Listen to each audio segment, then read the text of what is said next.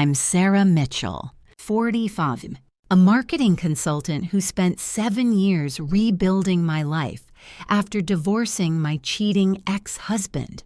I thought I'd given my daughter Emma everything she needed: love, stability, and a bright future.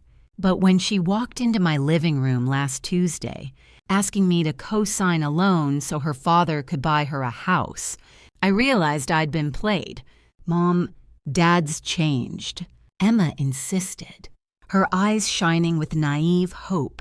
He wants to make up for lost time. All you have to do is co-sign the mortgage. The same man who hadn't paid a dime in child support for 7 years was suddenly playing the generous father. The red flags were everywhere, but Emma was already too deep in his web of lies. This isn't about a house. Emma, I said carefully, your father has an agenda. She rolled her eyes.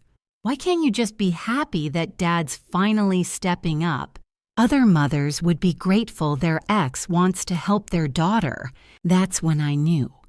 My own daughter saw me as the villain in her fairy tale reunion story.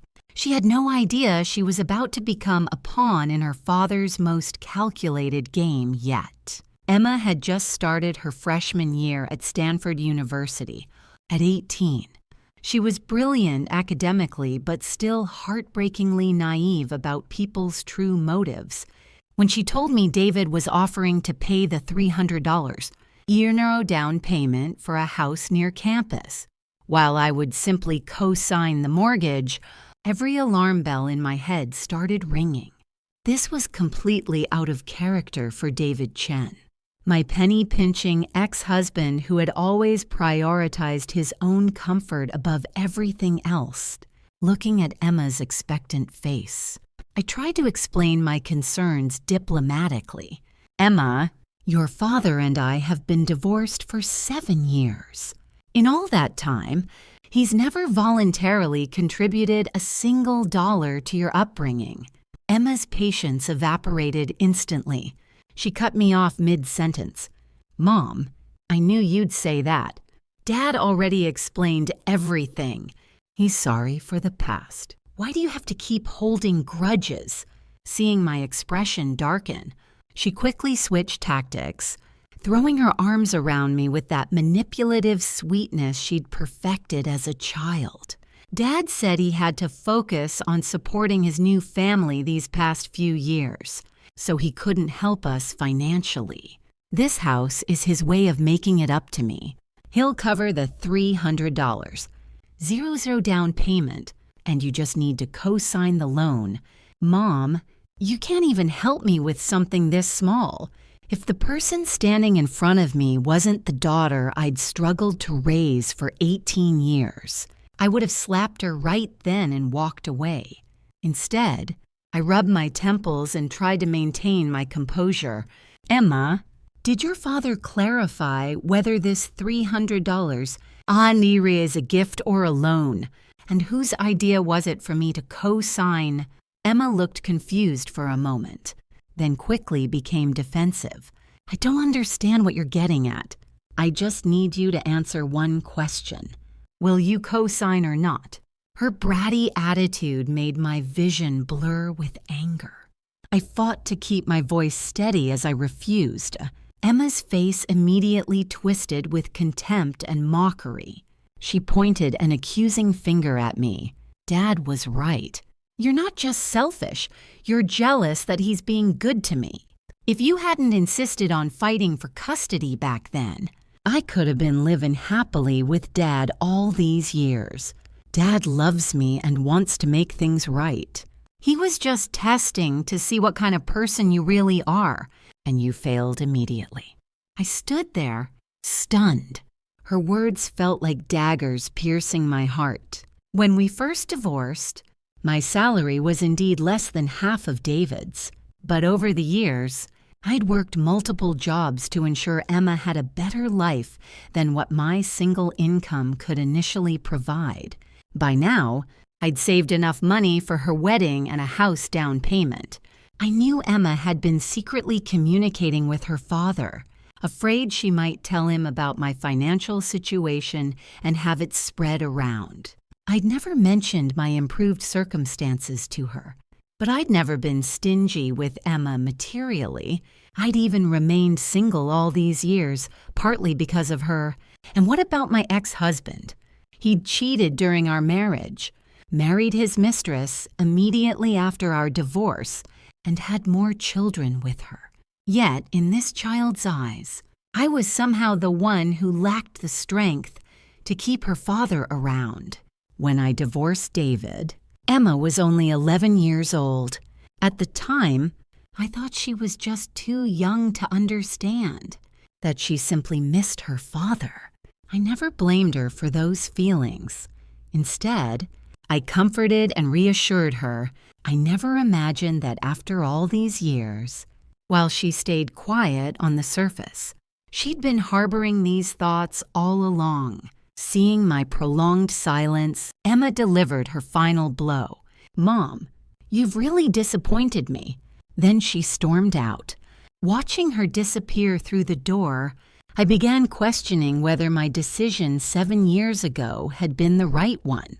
I just hoped she would wake up soon and stop breaking my heart further. I wouldn't keep giving in just because of our mother-daughter bond.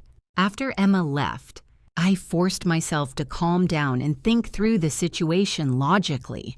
According to Emma, David would help her pay the down payment for a house. But since she was just a student with no income, the only way she could qualify for a mortgage was if a financially capable parent co-signed the loan. However, when I pressed for details about the nature of David's $300, zero in contribution, Emma had been deliberately vague. Co-signing Emma's loan wouldn't normally be a big issue for me, but if David hadn't confirmed this was a gift rather than a loan, there was a high chance he'd sue to recover that money later. For years, he'd only made empty promises to Emma, talking a big game but never following through with actual support. I would never believe David had changed. He definitely had a bigger scheme in mind. After careful consideration, I decided to call and warn my ex-husband. The phone connected just as I heard laughter and conversation in the background. I caught the sound of Emma's cheerful voice and immediately regretted making this call. David's greeting was coldly polite before he cut straight to the point. "Sarah Mitchell, let me tell you something. I'm being generous by helping Emma with the down payment. And you won't even co-sign for your own daughter." I laughed bitterly and exposed his true intentions. "If you clearly confirm that this money is a voluntary gift, I'll agree to co-sign." David fell silent for several seconds, then started deflecting, complaining about financial hardships while still trying to help his daughter. Before I could call out his pathetic performance, Emma's voice came through the phone, angry and shrill. "Are you jealous of Dad's happy family? Do you want to sabotage it? Why did I have to be so unlucky to be born as your daughter? Aunt Lisa is 1,000 times more gentle and beautiful than you.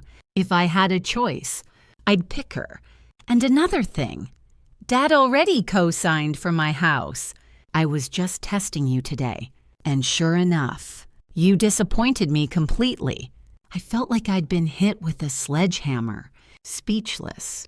David had not only used this scheme to win Emma's favor, but had successfully driven a wedge between my daughter and me. The Aunt Lisa Emma mentioned was Lisa Parker, the woman who had destroyed my marriage. 7 years ago, Emma had hated Lisa so much that she'd actually attacked her in front of David. But now, apparently, Lisa had transformed in Emma's eyes into someone gentle and beautiful. I tried to keep my voice as calm as possible. "Emma Mitchell, I can buy you a house myself. Figure out how to return that one to your father. And I'm asking you one last time." Emma screamed, cutting me off. "It doesn't matter what you say. I hate you." Dad earning more money than you is completely normal. Other mothers can endure for their children's sake, but you had to insist on divorce. Why did you have to fight for custody back then? I fundamentally don't want to be your daughter, and I don't want to live in a single-parent home. I stood frozen, touching my tear-stained face, my heart feeling like it was being ripped out and crushed. From the background, I heard Lisa's soft voice, seemingly trying to mediate, but actually pouring gasoline on the fire. "Emma, how can you talk to your mother like that? Blood is thicker than water. A mother-daughter bond can't just be severed." Emma seemed to suddenly realize something and angrily shouted, "You're right. If Mom keeps preventing Dad from being good to me, I'll cut off our mother-daughter relationship. Don't look for me anymore." With that, she hung up. The dial tone echoed in my ears like needles piercing my eardrums. I collapsed onto the cold floor, tears streaming down my face as memories of the exhausting years of raising Emma alone flooded back after the divorce. To ensure Emma's standard of living didn't drop, I worked 3 jobs simultaneously, sleeping less than 5 hours a night. When my side business started showing promise, I poured every dollar into Emma's education, tuition, tutoring, extracurricular activities, hoping she'd have a brighter future. But now Emma was telling me she didn't want my money. What she craved was a complete family. She even blamed me for not enduring a cheating husband like other mothers, for causing her to grow up in a broken home. I didn't know what methods David and Lisa had used to turn my daughter against me, but Emma was an adult now. I had no reason to keep making excuses for her behavior. I had fulfilled my responsibility of raising her to adulthood. If she was determined to remain blind, easily manipulated by David's lies, then I should respect her choice and let go, finally living my own life.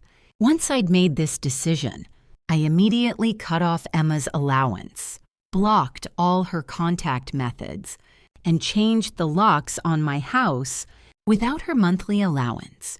Emma predictably panicked. She called me from multiple phone numbers, but as soon as I heard her voice, I'd hang up immediately. Refusing to give up, she bombarded me with calls and texts. I only replied with 4 words. "Ask your father." I wasn't sure whether David would actually support Emma financially, but she was an adult now, attending a prestigious university. With a little determination, she could easily find part-time work to support herself. But I never expected that before Emma came crawling back to me. I'd received news that David had taken her to use the house as collateral for a loan. The loan officer happened to be an old college friend of mine. He called to give me a heads up, his tone cautious yet matter-of-fact. "Sarah, my lending company, we don't have a lot of red tape. Don't blame me for only telling you after the fact.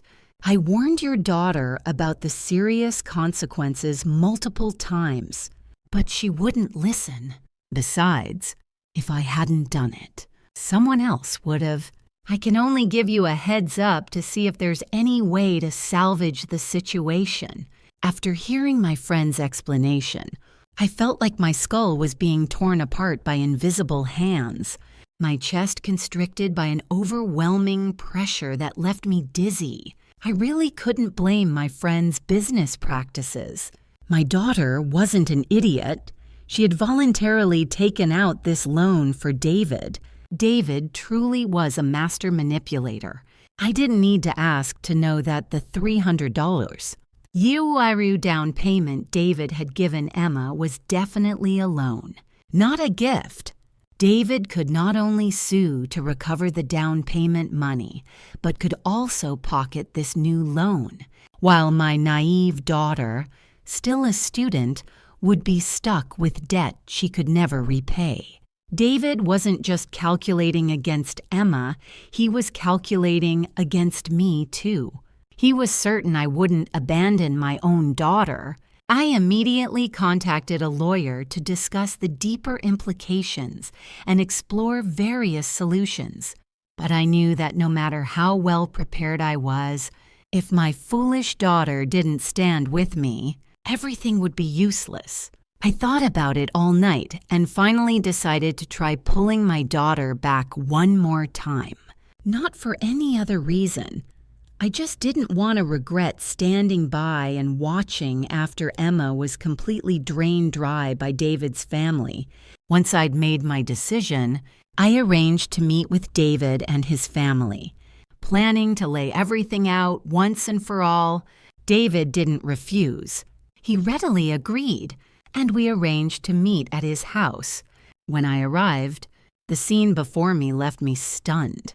My daughter, who at home wouldn't even bother to pick up a fallen broom, was now dutifully serving tea to Lisa Parker. David was busy in the kitchen while Lisa and Emma chatted happily in the living room. David and Lisa's son, Tommy, was playing around them, the picture of a perfect, happy family of four, and there I stood at the doorway, looking like a malicious intruder disrupting their joyful reunion. Awkward and hateful, I took several deep breaths, trying to suppress my anger. Even though I knew David was deliberately trying to provoke me, I couldn't control myself. My face darkened as I coldly confronted Emma. "What are you doing?" The moment Emma saw me, her smile vanished. She protectively stepped in front of Lisa, gripping Tommy's hand as if she needed to shield them from me. That told me everything I needed to know. Lisa certainly didn't miss my pained expression. She smirked with smug satisfaction, then put on her sweet act. "Oh, Sarah's here. Come sit down. Dinner's almost ready. Would you like some hot tea?" After speaking, she affectionately patted Emma's hand and said gently, "Emma, pour some tea for your mother. This is her first time here, so she's probably not familiar with how we arrange things." With just a few short sentences, Lisa had positioned Emma firmly on her side, and my foolish daughter actually followed her instructions. Emma stood up to get a disposable paper cup, muttering under her breath, "If it weren't for Aunt Lisa's sake, I wouldn't even bother acknowledging you." Despite knowing Emma had completely sided with David, witnessing this scene in person still ignited an uncontrollable rage within me. I rushed forward and slapped her hard across the face. The cup of water in Emma's hand crashed to the floor. She clutched her face, staring at me in shock. Lisa stood still for several seconds. When she saw Emma was too stunned to react, she finally made a show of panic, rushing over to examine the injury on Emma's face. Sarah Mitchell. That was way too harsh. What kind of mother slaps her own daughter like that? Tommy held up his toy gun, pretending to shoot at me. "Mean lady, you can't hit my sister." The commotion in the living room brought David running from the kitchen. He pointed his cooking spatula at me and shouted, "Sarah Mitchell, you've already cut off Emma's allowance, and now you come to my house to hit her. You're becoming more unreasonable every day." For some reason, facing all four of them united against me, I couldn't help but laugh. "Emma Mitchell, use that water-filled head of yours to think. If your father really wanted to buy you a house, why wouldn't he pay for it outright instead of making you take out a loan when you have no ability to repay it? And are you insane? Why would you use the house as collateral to help him borrow money?" Emma clutched her face, her eyes filled with hatred. "Dad just had some failed investments and needs me to help him with cash flow. I'm not like you. I don't only care about myself, spending all day just making and hoarding money. I'm sick of that house with just you in it." I closed my eyes, trying to suppress the bitterness and keep my tears from falling. "Your father hasn't given you a single dollar in child support for years. Don't lie about that. He's contributed nothing.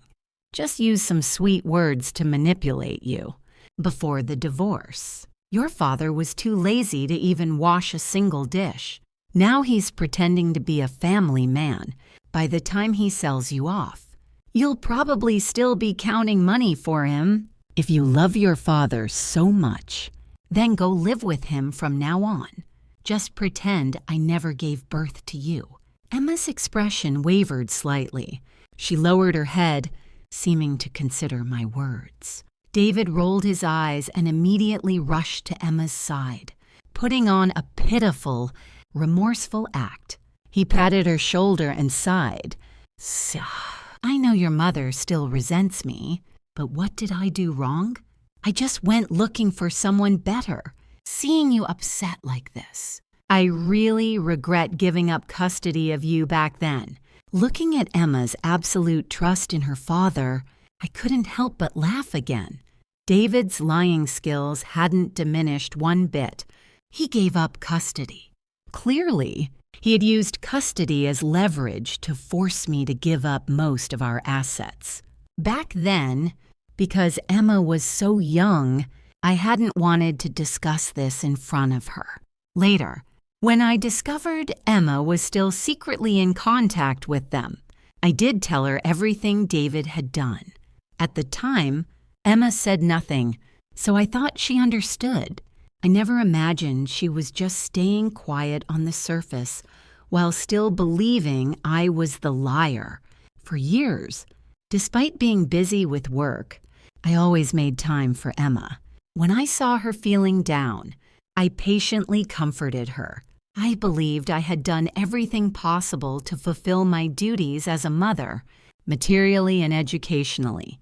I had given her everything I could, but in her heart, having a family, even a fake one, was worth more than everything else. I suddenly felt exhausted, struggling to maintain my composure. I waved dismissively at both of them. "Fine. Whatever you two want to do it. I won't interfere anymore, and I won't ask about it either." With that, I grabbed my purse and turned to leave. As soon as I turned around, I heard Emma breathe a sigh of relief.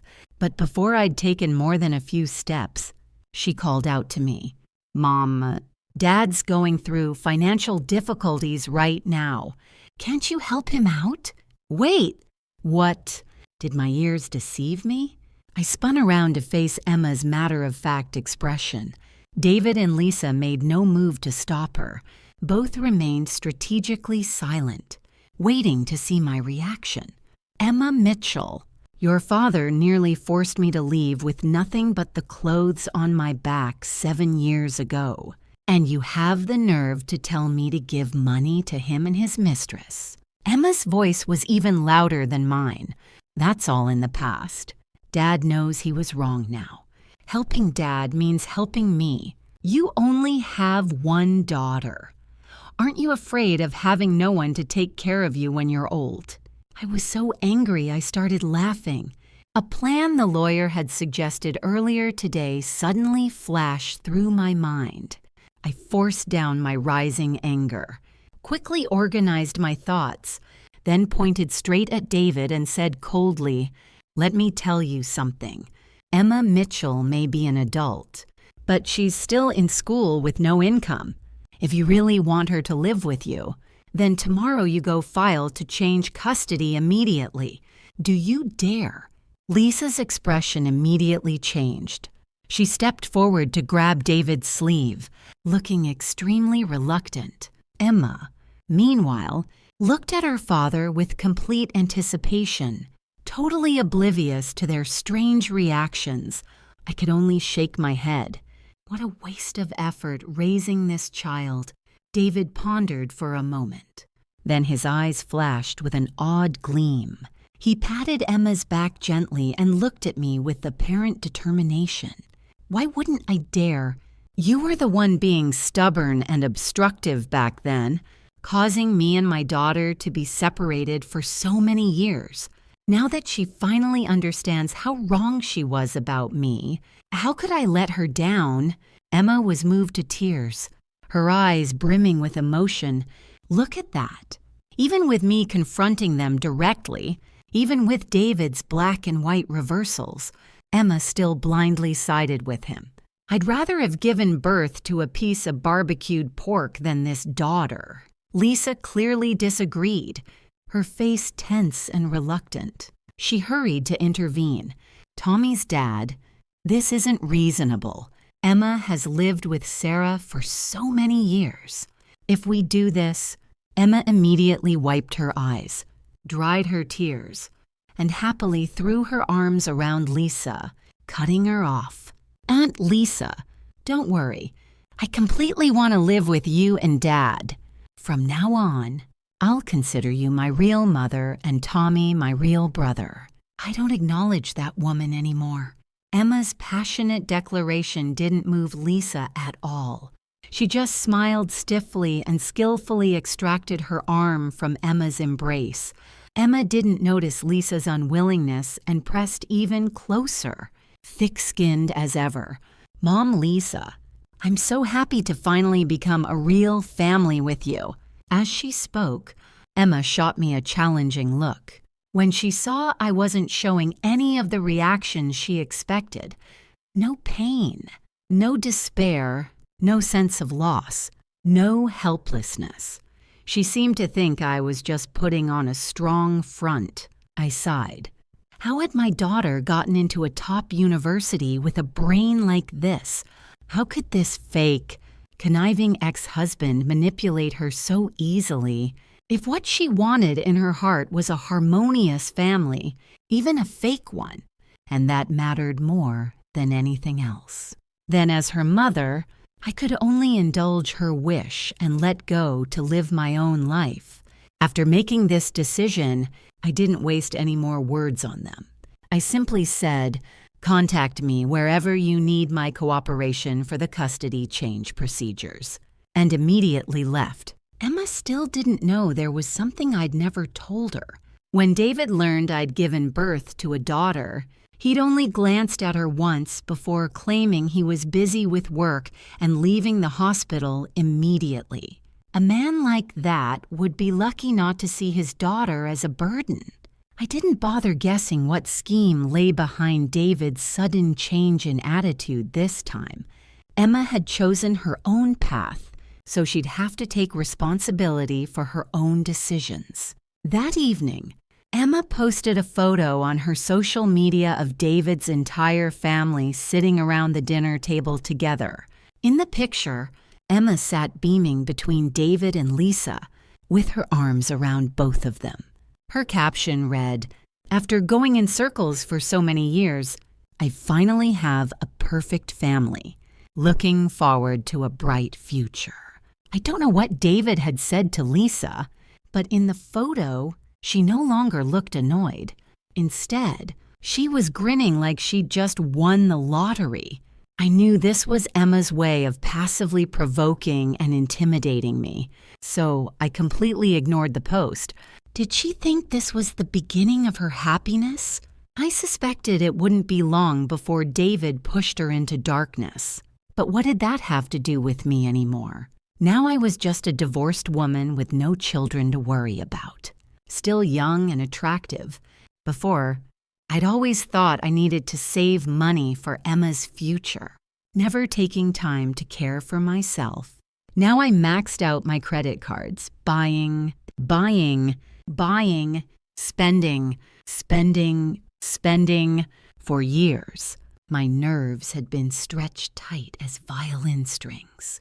Only after Emma finished her college entrance exams had I been able to relax somewhat. But now I was completely free. I also stopped paying for all the insurance policies I'd bought for Emma. Over the past 2 years, my side business had flourished, with income even exceeding my main job. Now that I didn't need to save for Emma's future, the money I could spend immediately multiplied several times over. I invested part of the money and donated another portion to education funds. After completing the custody transfer procedures, I took a short vacation, planning to travel around the country and enjoy life. But before I could enjoy myself for long, I received a call from Emma's academic advisor, Emma Mitchell's mother. Here's the situation. I just received a report from Emma's roommates. They believe there are issues with her personal conduct that are even affecting their living situation. I thought it was just some minor roommate conflicts. So I quickly apologized to the teacher and told her to handle it according to regulations. But the teacher's next words nearly made my face turn black. Recently, Emma Mitchell has been associating with an older man from outside the university.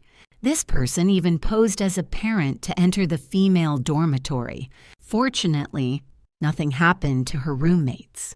We've only given a verbal warning so far. But before more serious consequences occur, we hope you can intervene. Although the school doesn't encourage freshmen to live off campus, this incident has psychologically affected the other female students. We hope you'll cooperate with the school and have your daughter move out to rent a place. The teacher described the man in considerable detail, subtly implying that my daughter was being kept by some wealthy older man. I was so angry I nearly coughed up blood. Emma had only been in college for just over a month. Before she turned against me, I'd been sending her $6,000 a month for living expenses. When we were struggling financially right after the divorce, I'd always taught Emma, we can be poor, but we must have dignity. And now she was giving me this kind of surprise gift. If she was only degrading herself, I could completely ignore it. But now her behavior was affecting others. I couldn't pretend I didn't know. After apologizing to the teacher, I said firmly, if Emma Mitchell repeats this behavior, feel free to expel her directly. The academic advisor sighed heavily but didn't say anything more, just urged me to help Emma move out quickly. At this point, I couldn't claim I was no longer Emma's guardian. So I reluctantly called her first. After a long time, she finally answered, her voice full of irritation. What do you want? Miss, you. She deliberately emphasized the last two words, as if afraid I wouldn't hear this dramatic change in how she addressed me. I wasn't provoked at all.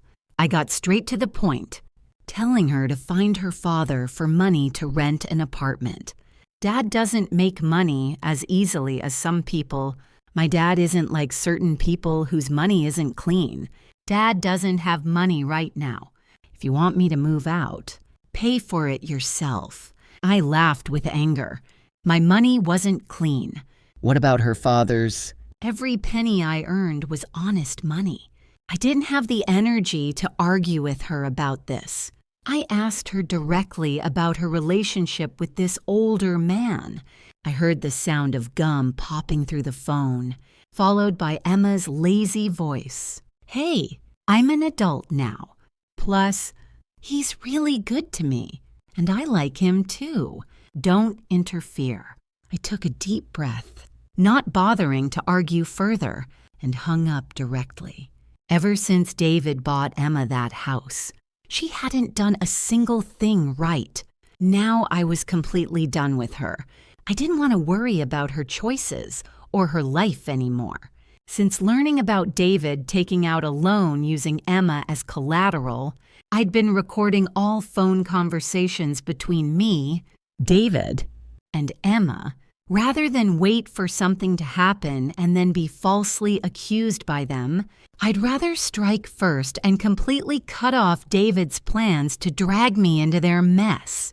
I organized the recordings in chronological order, then compiled them with the signed custody transfer agreement into a compressed file.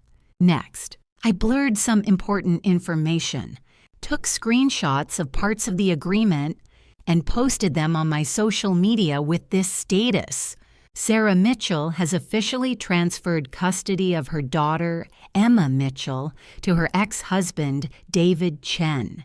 From now on, Emma Mitchell and I have no relationship whatsoever. For any personal disputes or financial debts, Please contact David Chen directly. Anyone who needs his contact information can message me privately. Shortly after posting, my phone exploded with messages and calls from people asking questions and seeking gossip. A colleague even sent me a screenshot of a money transfer, saying Emma had borrowed $5,000 from her. I suddenly felt a chill down my spine. I'd been so busy enjoying my newfound freedom that I'd forgotten to make this public from the beginning. Fortunately, I'd only recently cut off Emma's allowance, so she hadn't had time to borrow from many other people.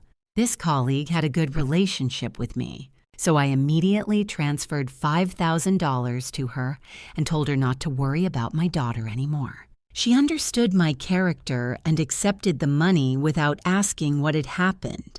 After that, a few more people contacted me saying Emma had borrowed money from them. I didn't waste words. I sent them David's WeChat contact directly and said bluntly, "Can't reach him or he refuses to pay. Call the police immediately." After frantically responding to all the necessary messages, I added Emma's academic advisor on WeChat and sent her photos of the contract and audio recordings.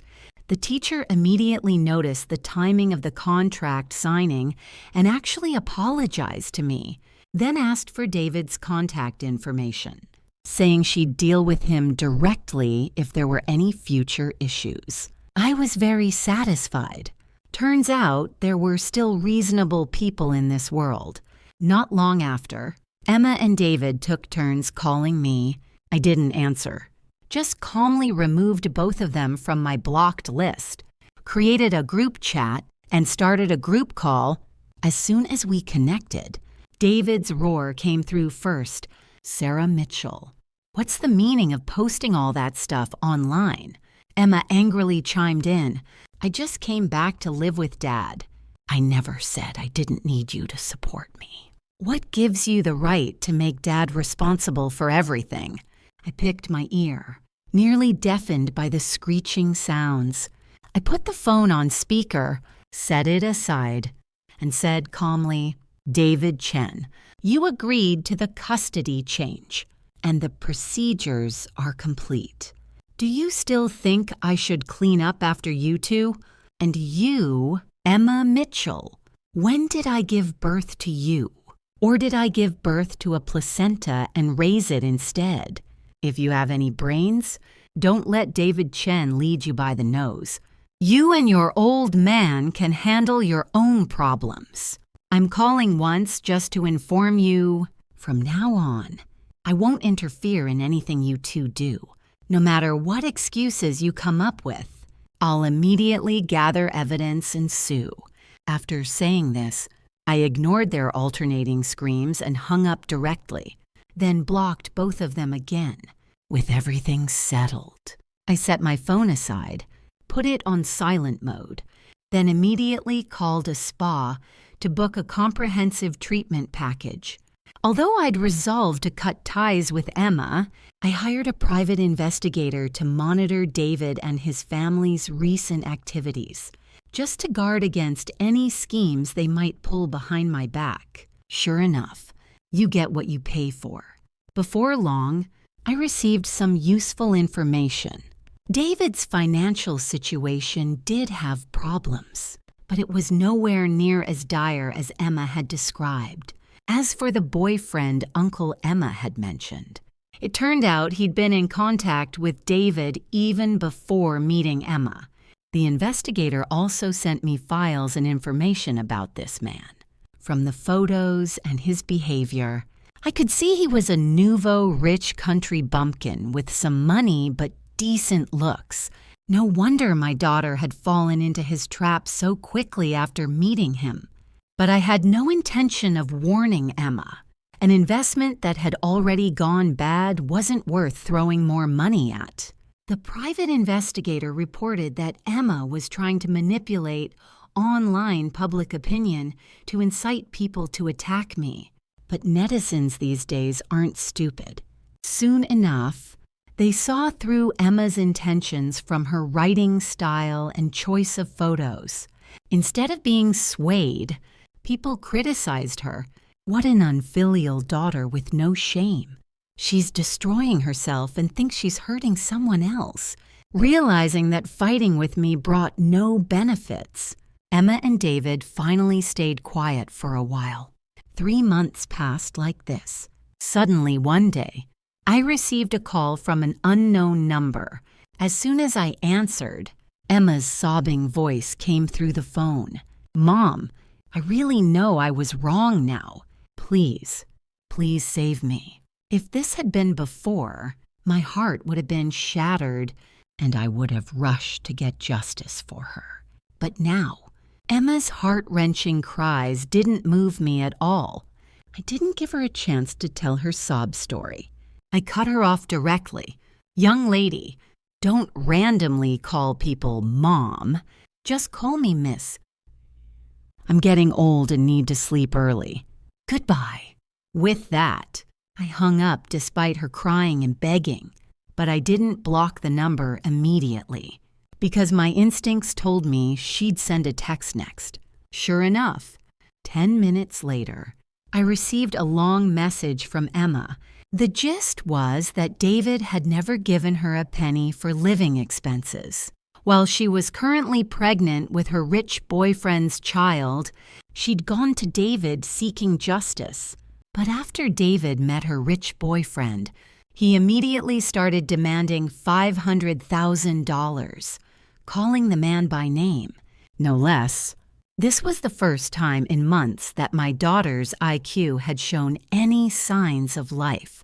She'd finally realized why this wealthy man had been so conveniently attentive to her, why they'd had so many interests in common. It turned out her good father had known her rich boyfriend from the very beginning. In other words, she'd been sold by her own biological father to another man. Before she could even confront David about this betrayal, she received even worse news. Her rich boyfriend was already married. His wife was wealthy and strong-willed, absolutely refusing to divorce, and certainly not willing to tolerate him having children with other women. Only now did Emma understand that David had been planning this from the moment he bought her that house. She not only had no house, but was also stuck with hundreds of thousands in debt. Now David had conspired with a rich man to manipulate her emotionally, so Emma had run away. She'd found a place to hide. She said she wanted to keep this baby. She said she really loved this rich boyfriend. She said she could live without status, but she wanted to stay with the wealthy man. I read through Emma's final plea over and over again. From the moment she was born, I'd treated her like the most beautiful flower in the world, pouring my heart into raising her. When David betrayed our marriage, I'd even considered enduring it for Emma's sake. But I understood that doing so would only make her grow up in an even more broken family. I knew the divorce was a huge shock for a child, so I tried to compensate for the lack of a father's love. No matter how busy I was with work, I always made time for Emma. When I started earning money, I even took time off work to take her on trips. Poor grades. I hired tutors at $200 per hour. Any interest in musical instruments or arts? I enrolled her in classes immediately. I'd done everything I possibly could. I'd calculated everything that could be calculated. But in the end, just a few words from her father had made her abandon me. I'd tried to hold on, tried to fight for her, but Emma had been the first to give up on our mother-daughter relationship. In the end, I could only tell Emma that a child born under these circumstances would never be happy. If she could make the decision, I was willing to help her resolve this situation, but this would be the last time I helped her. But Emma never replied to me. His boyfriend's wife eventually found Emma after learning that her husband had been extorted for $500 more by David. The wife immediately had Emma beaten up. Emma miscarried on the spot. The private investigator discovered this and immediately called the police, but David had received significant benefits from them and quickly signed a settlement agreement. From beginning to end, Emma's boyfriend never appeared even once. By this point, I completely understood why David had been so willing to accept the custody change. Emma no longer had the strength to pursue the matter further. When I first divorced, my income truly was less than half of David's. But over the years, to give Emma a better life, I'd continuously developed my business. By now, I'd saved enough for her dowry, house, and car. But when I received the court summons, Emma was still in the hospital, unable to walk normally. After much consideration, I brought several bodyguards to visit Emma. Compared to our last meeting, she no longer looked young and beautiful, but like an old, torn doll. The moment she saw me, she cried until she couldn't breathe. "Mom, I really know I was wrong. Please forgive me. I am your daughter, your only daughter. Can you really bear to abandon me? Have you forgotten? 7 years of mother and daughter living together. I used to wait for you to come home, play piano for you, massage your shoulders. You said you wanted to take me to so many places, wanted to buy me a house and car." I shook my head. "I forgive you. But who will forgive Sarah Mitchell, who sacrificed 7 years of her life for you? This is the last time I'll visit you. I've hired a lawyer to help you with the house situation. From now on, try to live well on your own." Emma struggled to pull out her IV line, trying desperately to grab my hand. "I don't believe it. I don't believe it. After raising me this much, can you really abandon me? Without me, who will take care of you when you're old?" I called for a nurse to sedate her, then called a girl who was waiting outside the door to come in. When Emma saw the familiar face before her, she finally showed true despair. "The incident you caused at school last time, I personally went to clean up that mess. I went to your university to apologize to your roommates. During our conversation, I discovered she was a kind, motivated person. I proactively contacted her academic advisor, learned about her family's poor circumstances and her dedication to studying. So I decided to sponsor her education. You might say I'm raising another ungrateful daughter, but that's fine. If I meet the right person, I wouldn't mind having another child either. Emma Mitchell, take care of yourself." After saying these words, I turned and left without looking back once more. Our mother-daughter relationship ended completely here. The last thing I did for Emma was this. After collecting sufficient evidence of David's fraud and extortion crimes, I filed a police report. He was sent to prison. When I arrived at David's house for our confrontation, the scene was exactly as calculated as I'd expected. David was bustling around in the kitchen, playing the devoted family man, while Lisa and Emma chatted happily in the living room. 8-year-old Tommy was running around them, laughing, the picture of a blissful family of 4. Meanwhile, I stood at the entrance like a villain intruding on their perfect reunion, awkward and seemingly malicious. I forced myself to take several deep breaths, fighting to control my anger. Even knowing David was deliberately provoking me, I couldn't stop myself from confronting Emma with a darkened expression. "What exactly do you think you're doing?" The moment Emma spotted me, her smile vanished completely. She immediately moved protectively in front of Lisa, gripping Tommy's hand tightly, as if she needed to shield them from some terrible threat. Me. That single gesture told me everything. Lisa certainly didn't miss my expression of pain. She smirked with obvious satisfaction before switching to her sweet, innocent act. "Oh, Sarah's here. Come in and sit down. Dinner's almost ready. Would you like some hot tea?" Then she affectionately patted Emma's hand, speaking in that syrupy voice. "Emma, honey, pour some tea for your mother. This is her first time in our home, so she probably doesn't know where everything is." With just those few sentences, Lisa had masterfully positioned Emma on her side against me, and my naive daughter actually obeyed. Emma stood up to fetch a disposable paper cup, muttering under her breath loud enough for me to hear.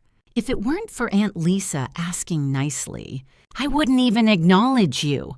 Even though I'd known Emma had completely sided with David, witnessing this performance in person ignited an uncontrollable fury in me. I rushed forward and slapped her hard across the face.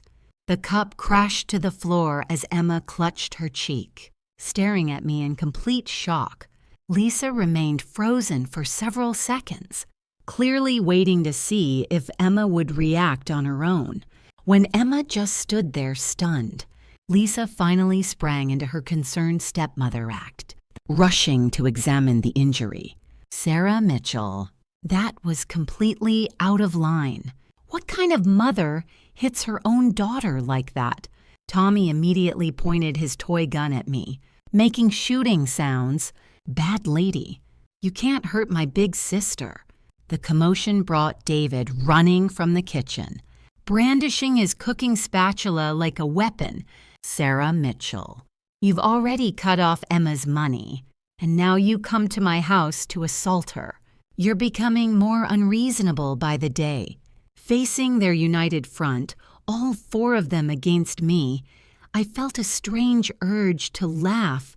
"Emma Mitchell," I said, my voice deadly calm, "use whatever brain cells you have left and think, if your father really wanted to buy you a house, why wouldn't he pay cash instead of forcing you to take out a loan you can't possibly repay? And have you completely lost your mind? Why would you use that house as collateral to help him borrow even more money?" Emma's face was still red from my slap, but her eyes blazed with hatred. "Dad just had some bad investments. He needs me to help with his cash flow temporarily. I'm not like you. I don't only care about myself, obsessing over money all day. I'm sick of living in that depressing house with just you." I closed my eyes, fighting back the wave of bitterness, threatening to overwhelm me. "Your father hasn't contributed a single dollar in child support for 7 years. Emma, don't you dare lie about that. He's given you nothing except empty promises and manipulation. Before our divorce, your father was too lazy to wash a single dish. Now suddenly he's this devoted family man. By the time he finishes using you, you'll probably still be thanking him. If you love your father so much, then go ahead and live with him permanently. Just pretend I never gave birth to you." For a moment, Emma's expression flickered with uncertainty. She looked down, seemingly processing my words. But David was too skilled at this game. He immediately rolled his eyes in exaggerated hurt and rushed to Emma's side, putting on his wounded, repentant father act. Patting her shoulder, he sighed dramatically. "I know your mother still hates me, but what crime did I really commit? I just found someone who made me happier. Seeing you upset like this makes me truly regret giving up my parental rights all those years ago."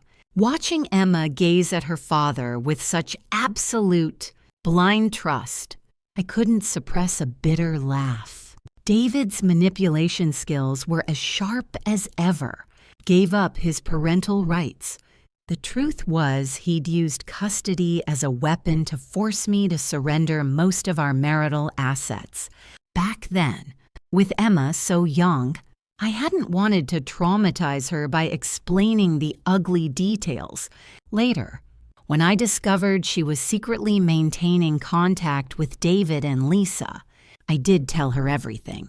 At the time, Emma had said nothing, so I'd assumed she understood the truth. I never imagined she'd been quietly dismissing everything I'd told her, still believing I was the liar in the family.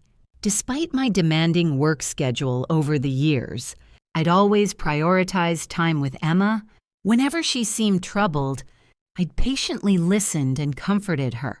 I'd believed I was fulfilling every possible duty as a mother, financially, emotionally, educationally. I'd given her everything within my power, but apparently, in Emma's heart, having any semblance of a complete family, even a fake, toxic one, was worth more than everything I'd sacrificed. I suddenly felt utterly drained. Struggling to maintain my composure, I waved dismissively at Emma and David. Fine. Do whatever you want with each other. I won't interfere anymore. And I won't be asking questions. I grabbed my purse and headed for the door. The moment I turned my back, I heard Emma exhale in obvious relief. But before I'd taken more than a few steps, she called out, "Mom, Dad's going through some financial trouble right now. Can you help him out?" I froze. Had I heard that correctly? I spun around to face Emma's expectant expression, as if what she'd just asked was the most reasonable thing in the world. David and Lisa stood silently behind her, making no move to intervene. Both were clearly waiting to see how I'd respond to this outrageous request. "Emma Mitchell," I said, my voice shaking with barely controlled rage. "Your father nearly forced me to leave our marriage with nothing 7 years ago, and you have the audacity to ask me to give money to him and his mistress." Emma's voice rose even higher than mine. "That's ancient history. Dad knows he made mistakes. Helping Dad is the same as helping me. I'm your only daughter. Aren't you worried about having no one to care for you when you're old?" I was so furious I started laughing. Suddenly, I remembered the strategy my lawyer had suggested during our meeting earlier that day, forcing down my anger. I quickly organized my thoughts, then pointed directly at David. "Here's what's gonna happen. Emma may be 18, but she's still a full-time student with zero income. If you really want her living with you, then tomorrow morning you're going to file for a custody transfer. Immediately, unless you're too much of a coward." Lisa's face went white. She grabbed David's arm, looking panicked and reluctant. Emma, meanwhile, stared at her father with shining eyes. Completely oblivious to the adult's strange reactions, I shook my head in disgust. What a complete waste of 18 years. David was quiet for a long moment, but then his eyes lit up with an odd gleam. He patted Emma's shoulder and looked at me with apparent determination. "Why would I be afraid? You were the one being stubborn and difficult back then, keeping my daughter and me apart all these years. Now that she finally sees the truth about our situation, how could I possibly disappoint her?" Emma was so moved she nearly burst into tears. Even with me standing right there, even with David rewriting history so blatantly, Emma still chose to believe him completely.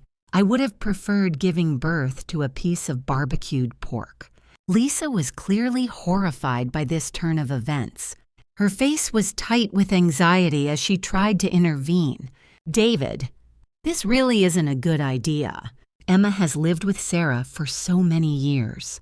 If we suddenly—" But Emma had already wiped her eyes and thrown her arms around Lisa, cutting her off. "And Lisa, please don't worry. I absolutely want to live with you and Dad. From now on, I'll think of you as my real mother and Tommy as my real little brother. I don't acknowledge that woman anymore." Emma's passionate declaration did nothing to reassure Lisa, who just smiled stiffly and carefully extracted herself from Emma's embrace.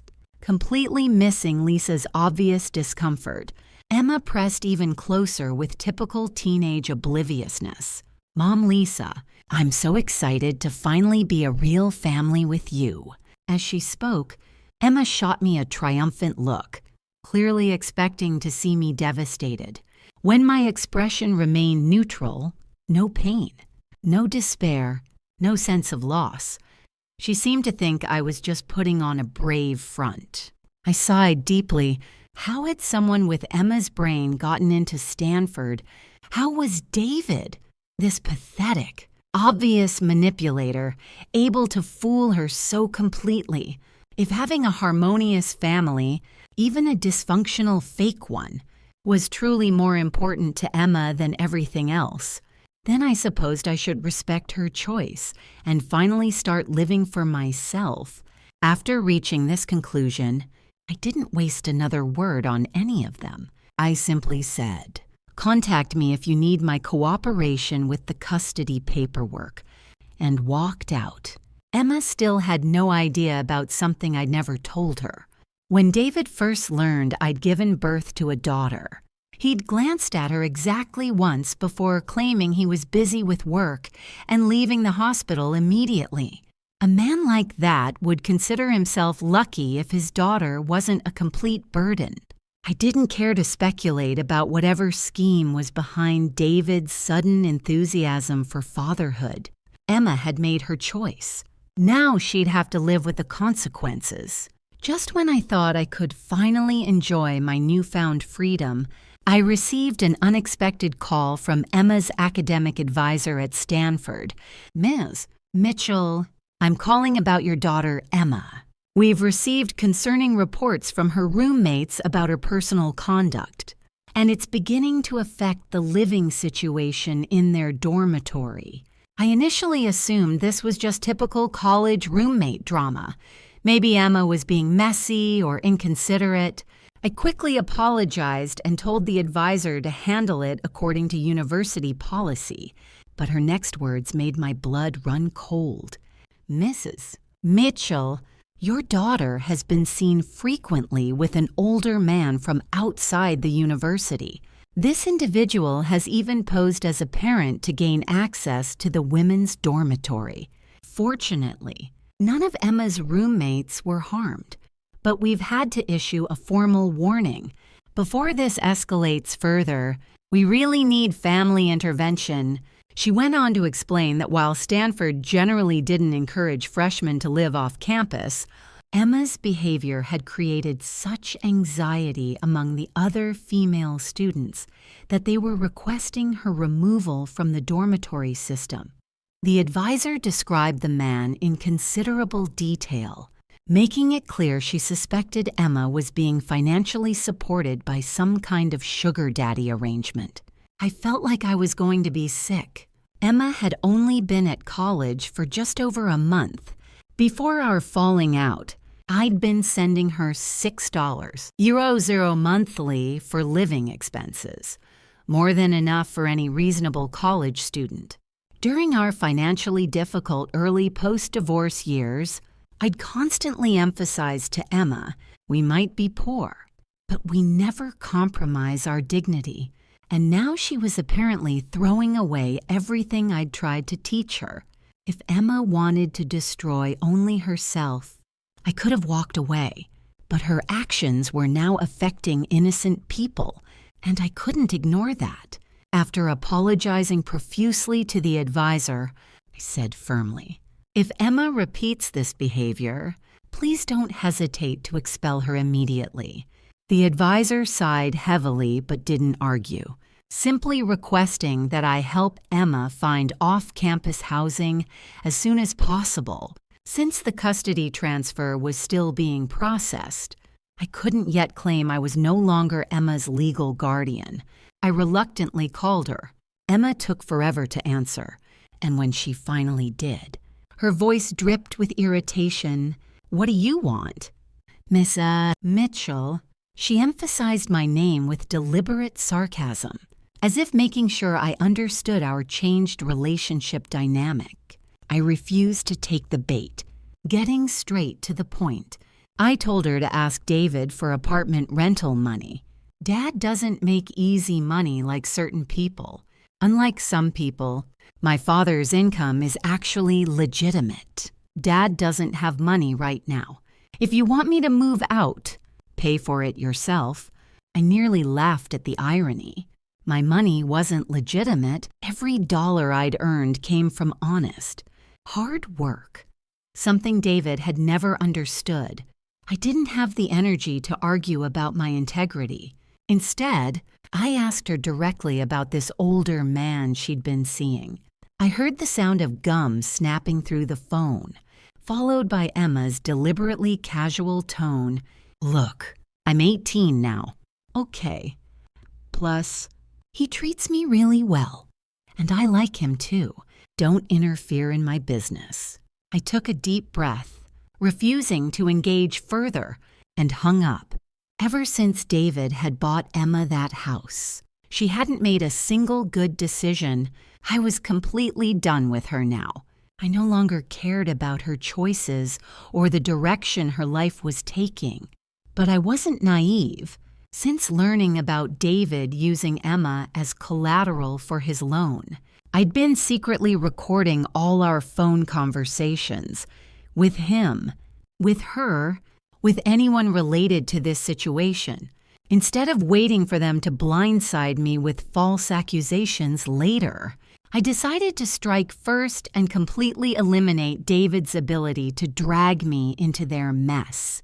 I organized all the recordings chronologically and combined them with our signed custody transfer agreement into a comprehensive digital file. Then I carefully edited some screenshots, removing sensitive personal information, and posted them on my social media with this caption: Sarah Mitchell has officially transferred custody of daughter Emma Mitchell to ex-husband David Chen, effective immediately. Emma Mitchell and I have no legal or personal relationship. Any future personal disputes or financial obligations should be directed to David Chen. Anyone needing his contact information may message me privately. Within minutes of posting, my phone exploded with calls and messages. Some people were genuinely concerned. Others were clearly just seeking gossip. Then I received something that made my stomach drop. A screenshot from a colleague showing a $5 EOE Venmo payment to Emma. I felt ice-cold dread wash over me. I'd been so focused on celebrating my freedom that I'd forgotten to make this custody change public immediately. If Emma had been borrowing money from people in my social circle, using my reputation as collateral, fortunately, I'd only recently cut off Emma's allowance, so she hadn't had much time to accumulate serious debt. The colleague who'd sent the screenshot had always been friendly with me, so I immediately sent her $5. Worse, with a message: I'm sorry about this. Please don't have any further financial dealings with Emma. She understood my personality well enough to accept the payment without prying into the details. Over the next few hours, several more people contacted me about loans to Emma. I didn't waste time explaining. I simply forwarded David's contact information and said bluntly, if he won't answer or refuses to pay, call the police. After handling all the urgent messages, I added Emma's academic advisor on social media and sent her copies of the custody transfer documents and audio recordings. The advisor immediately noticed the timing of everything and actually apologized to me. She asked for David's contact details, saying the university would deal directly with him regarding any future issues with Emma. I was impressed. At least some people in this world were still reasonable. Shortly after, both Emma and David started calling me frantically. I didn't answer their calls. Instead, I calmly removed them from my blocked contacts list, created a group chat with both of them, and initiated a group call. The moment the call connected, David's voice exploded through the speaker. Sarah Mitchell, what the hell do you think you're doing? Posting all that information online, Emma's shrill voice immediately joined in. I just moved back in with Dad. That doesn't mean I don't need your support anymore. What gives you the right to make Dad responsible for everything? I held the phone away from my ear to protect my hearing from their screeching. Switching to speakerphone, I set the device down and responded calmly. David Chen, you agreed to the custody transfer. The paperwork is complete. Did you really think I was going to spend the rest of my life cleaning up your messes? And Emma Mitchell, when exactly did I give birth to you? Or did I somehow give birth to a placenta and accidentally raise that instead? If you have even half a brain cell left, stop letting David manipulate you. You and your daddy can handle your own problems. I'm making this call for one reason only, to inform you both that I will never again interfere in anything either of you do, no matter what schemes you cook up. I'll immediately gather evidence and take legal action, ignoring their overlapping protests and accusations. I ended the call and blocked both numbers again. Finally, feeling a sense of closure, I set my phone to silent mode and called the spa to book their most luxurious full-day treatment package. For the first time in 18 years, I was going to focus entirely on myself. 3 months passed in blissful silence. I'd thrown myself into my work and personal life with an energy I hadn't felt in years. My real estate investment business was thriving. I'd traveled to places I'd always wanted to see, and for the first time since Emma's birth, I was living entirely for myself. Then, on a quiet Tuesday evening, my phone rang, unknown number. Against my better judgment, I answered. Emma's voice came through, broken and sobbing. "Mom, please. I'm so sorry. I know I was wrong about everything. Please help me." If this had been 3 months ago, her tears would have shattered my resolve immediately. I would have dropped everything to rescue her from whatever situation she'd gotten herself into. But now, her crying had no effect on me whatsoever. I didn't let her finish her rehearsed sob story. "Young lady, don't randomly call strangers Mom. You can call me Ms. Mitchell if you need something. I'm getting older and need my sleep. Goodbye."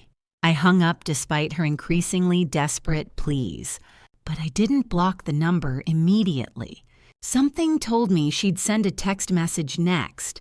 10 minutes later, my phone buzzed with the longest message I'd ever received from Emma. Reading through it, I felt a mixture of vindication and disgust. According to Emma's rambling confession, David had never given her a single penny for living expenses since the custody transfer. Meanwhile, she'd gotten pregnant by her wealthy older boyfriend. When she'd confronted David about his broken promises, he'd met with her boyfriend privately. Without any negotiation, David had immediately demanded $500, €0, and he'd addressed the man by name. For the first time in months, Emma's brain had apparently started functioning. She'd finally realized why this wealthy man had been so perfectly attentive to her, why they'd had such convenient chemistry, why everything had seemed so effortlessly romantic. Her loving father had known her rich boyfriend from the very beginning. In other words, David had literally sold his own daughter to another man. But before Emma could even process this betrayal fully, she discovered something worse. Her boyfriend was married. His wife was both wealthy and powerful, absolutely refusing to consider divorce and certainly not willing to tolerate her husband fathering children with teenage mistresses. Only then did Emma understand that David had been planning this from the moment he'd bought her that house. She wasn't just homeless and hundreds of thousands of dollars in debt.